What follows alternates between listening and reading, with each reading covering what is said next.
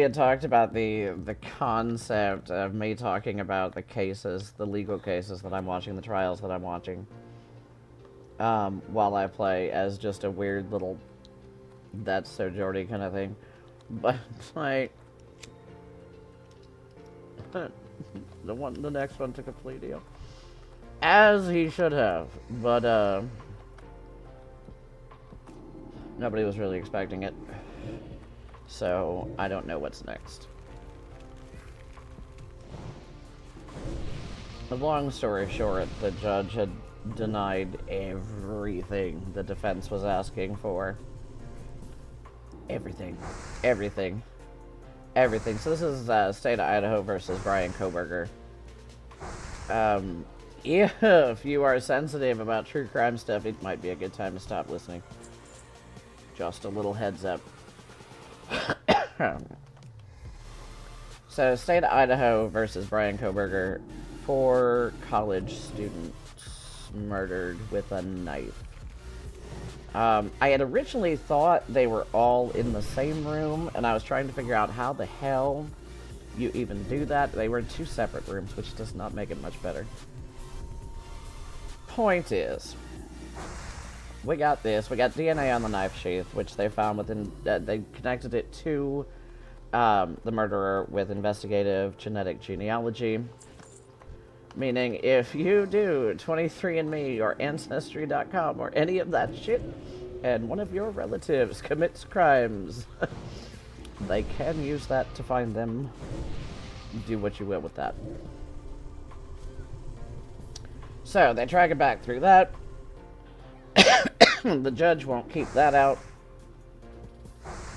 They won't keep out any of the 50 terabytes of digital forensics.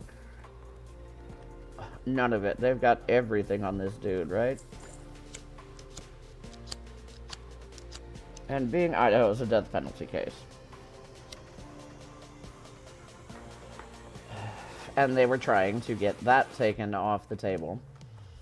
Trying everything. Nothing. Judge was not having any of it. And I think correctly so. I don't think there's anything. The defense attorney was doing her job. She was zealously advocating for her client, but there was just no legal basis. No sound legal basis to keep any of it out. And so then they wanted a continuance. To which the judge said, well, no. Because this whole, we haven't had time to read all of this 50 terabytes of shit. We haven't had time. We haven't had time. First of all, you've had 2 years. Secondly, you did not suggest that as a remedy. You know, you didn't suggest continuance as a remedy for that. You suggested taking the death penalty off the table, which, no, we're not doing that. Therefore, asking for a continuance now, no, too late. Too late, too late. And, it basically, he just called him out in writing, said, nah, this is clearly, you're using this as a sword. And you can't do that. That's not... no. So on a Sunday, it hits the news. He's taken a plea. And it surprised me. Not that he took the plea. Because they had exhausted all their remedies. There's nothing else to do, and they've got this guy. Pretty sure. You can never be fully sure until everything comes in at trial, right? But, fairly sure they had this guy. And, yeah, 4 consecutive life sentences, 10 years flat on the burglary. Waives all appellate rights. Brilliant. Right? And it's... what I didn't expect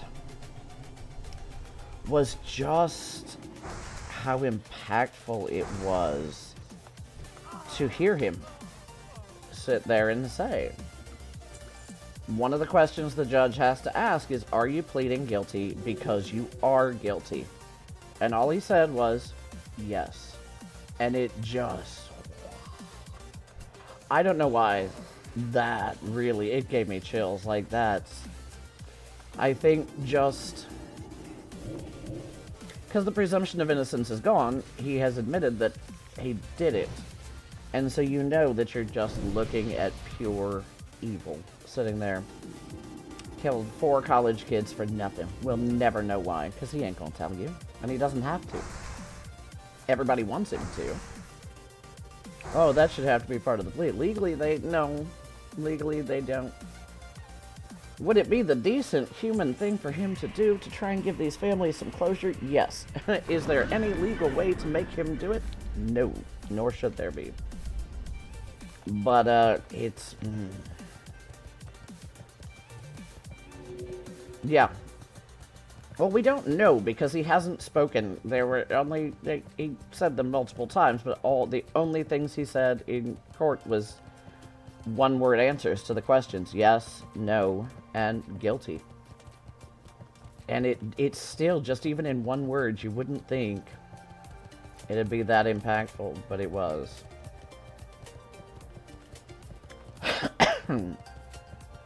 And Representative read one of the... Every answer has a question, but not every question has an answer. I think this is a letter. Yes. There was a Dateline special. There is some speculation, but he hasn't said. He doesn't have to say.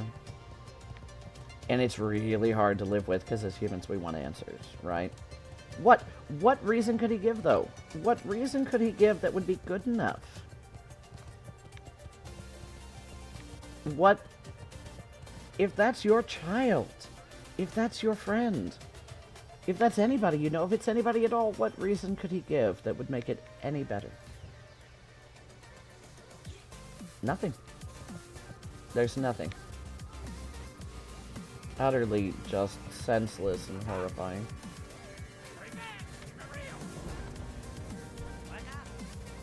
So anyway, that was the case I was going to be following, and there were a lot of really interesting legal questions in it.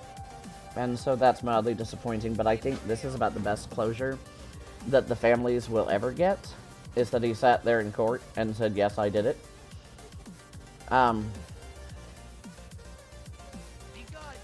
And so this is just the best possible outcome. Because it's hard to say even worse than 4 homicides. But even worse, there were 2 other people in the house that he didn't kill. And one of them saw him. I don't think he realized until it came out, you know, in all the investigation that she saw him. And so to not put those 2 young ladies through this, having to testify, because cross-examination is not kind, it's not meant to be. It's like, well, did you really see what you thought? You drink a lot, you know. Just anything to shit on them, because that's their job. And so, there's never going to be an answer. And no answer would make it better. But you can't tell people how to grieve. I will say the one family, I'm glad I don't know them, but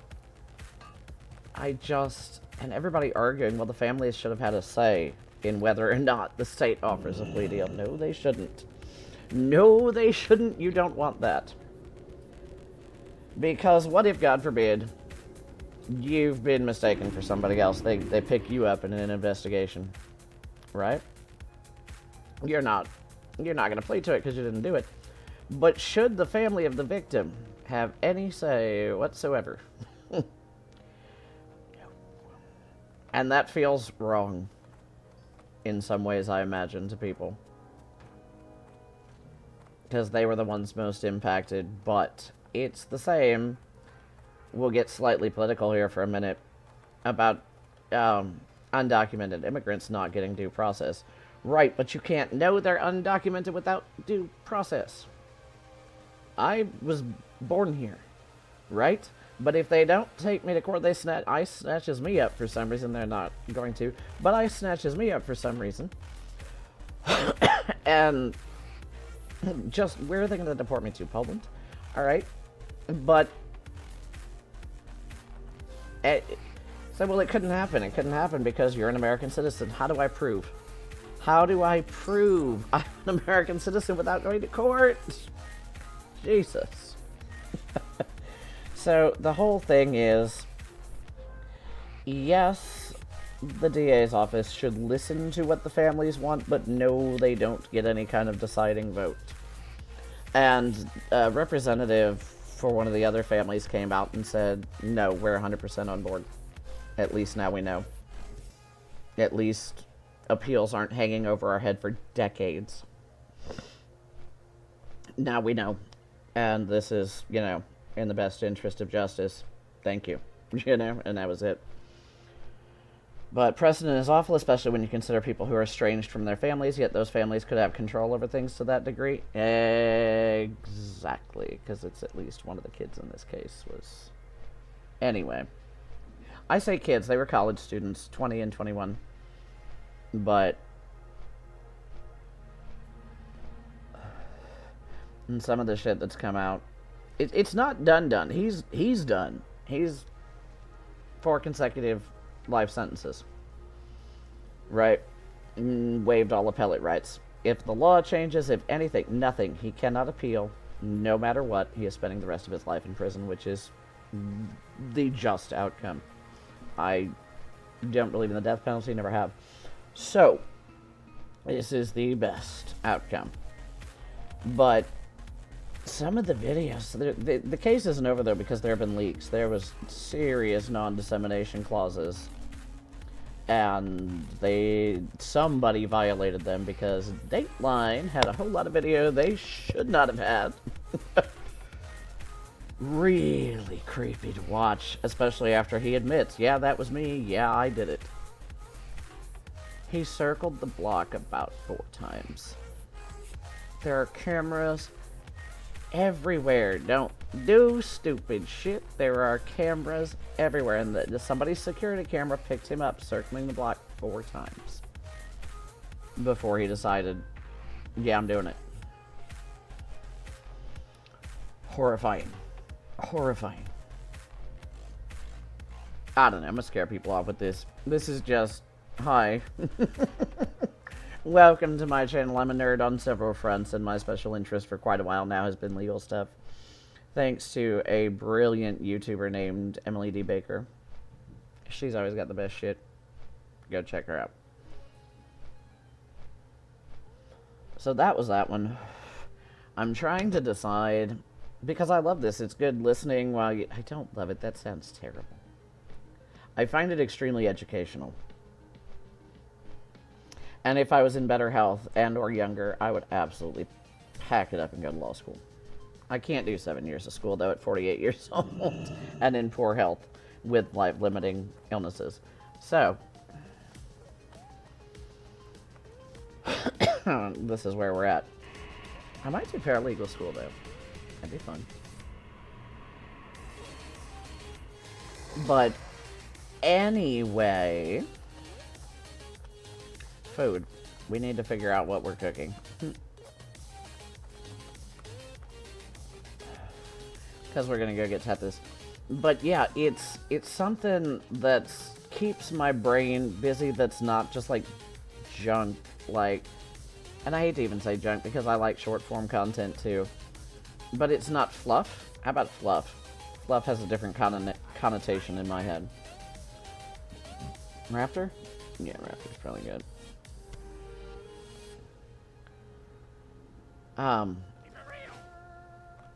It's just, you know, short form content and scrolling through reels and whatever. I don't do TikTok, I'm too old for that shit. But Instagram reels, Facebook reels, YouTube shorts, whatever. Also, I'm not putting TikTok on the same phone I've got my banking information on, thank you very much. But this is, it's both entertaining because of the commentator I watch, and, do they sell spices around here somewhere? They do, right? Well, probably not the mace crafter. There we go, probably the cook. So, it's good background for while I'm gaming, or while I'm knitting, or, I don't know, it's all just super interesting.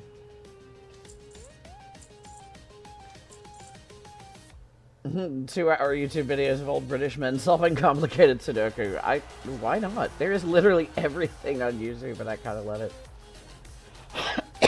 My son watches content creators, and I swear most of them are autistic. All of them are autistic, too. But more verbal than he is. That this is my Disney VHS collection. Just... I don't find that interesting in the slightest, but boy, he does. He'll watch it over and over and over and over.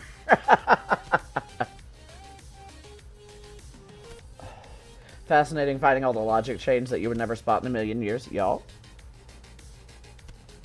No, I get that. That's why I've always had an interest in things like medicine and legal shit. There is logic, there is patterns, there is... It all connects. Because that's how my brain works, right? That's the stereotype, that men's brains are all individual boxes. Every topic goes in a little individual box. That's it, nothing touches, nothing's connected. But women's brains are like fishing line. Everything's all connected and it all ties into each other. Mine is box is connected by fishing line, I swear to you. First of all, I don't think that's true. I don't think you can say with certainty anything, men this, women that. No.